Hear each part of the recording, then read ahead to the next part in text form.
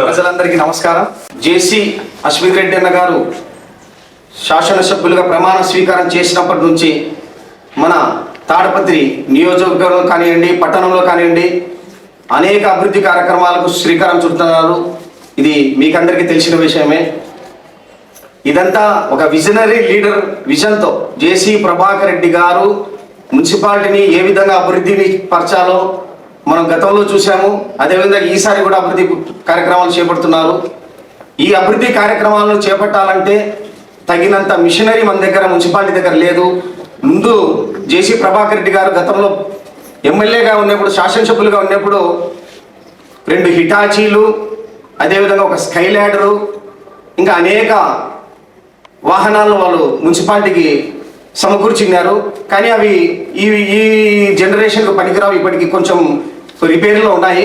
కావున ఈ అభివృద్ధి కార్యక్రమాలకు మనకు అవసరమైన బండ్లను బాడెక్కు తీసుకుంటే ఆ బాడిగ మన మున్సిపాలిటీకి బర్డెన్ అవుతుందనే ఉద్దేశంతో చాలా చక్కగా ఆలోచించి మనం సొంతంగా ఒక వాహనాన్ని తీసుకుందాం మున్సిపాలిటీకి అనే ఉద్దేశంతో ప్రియాంక చారిటబుల్ సొసైటీని ఒకటి ఏర్పరిచి 7 మంది సభ్యులతో ఒక సొసైటీని ఏర్పాటు చేసి మన కెనరా బ్యాంకు మేనేజర్ వారిని కలిసి ఆ కెనరా బ్యాంకు ద్వారా ఒక లోను తీసుకొని దాదాపు 50 లక్షల లోన్ తీసుకొని హిటాచీ హ్యుందాయ్ వారి అత్యాధునికమైన హిటాచీ 140ని మన మున్సిపాలిటీకి తీసుకోవడం జరుగుతుంది.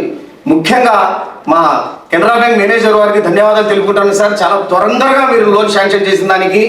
అదేవిధంగా ఆ లోను ఇప్పుడే మనం చూసాం, చెక్ అందించడం జరిగింది సొసైటీ వారికి. సభ్యురాలు ఇల్లే వీరి ద్వారా మళ్ళీ మనం హ్యుందాయ్ సేల్స్ మేనేజర్ గారికి కూడా చెక్ అందించడం జరిగింది.